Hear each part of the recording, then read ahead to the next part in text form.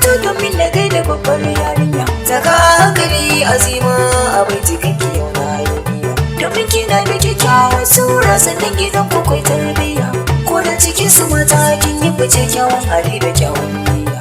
Hasken farin wata in ya hasko tare shi bai yi wa goganiya. Ita ko zara kun san ta yi fice cikin duka tauraron duniya. Ni ma abin da ne na gani na faɗa in ka musa ka je ka yi tambaya. Ko hasidin isa hasada kake kasan tana da kyakkyawar niyya. Saka a hankali gibiyar mata ki farsu o'o na gyaran murya. Azima kin wuce tun kan sai iso suke da so su kai su ciwo.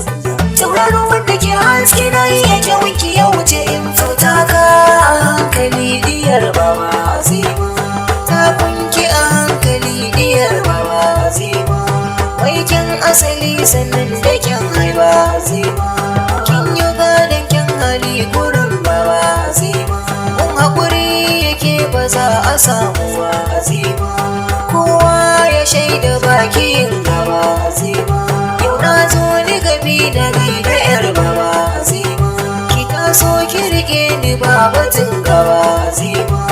In kin fito ki dai ake duba Azima. Tauraruwar da ta wuce zamba Azima.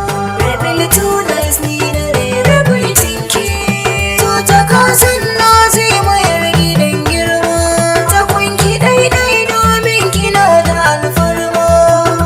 Azima diyar da ba ta bambar ma.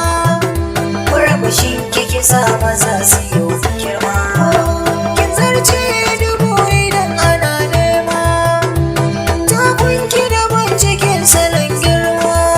Ko samari irin ki ne suke nema. To ki tuno da ko bani nan ina nema. Azima kin ga akan ki yau nake fama. Kin ga akan mu waɗanda suke fatance ma. Azima ki sha sha'anin ki yar gida.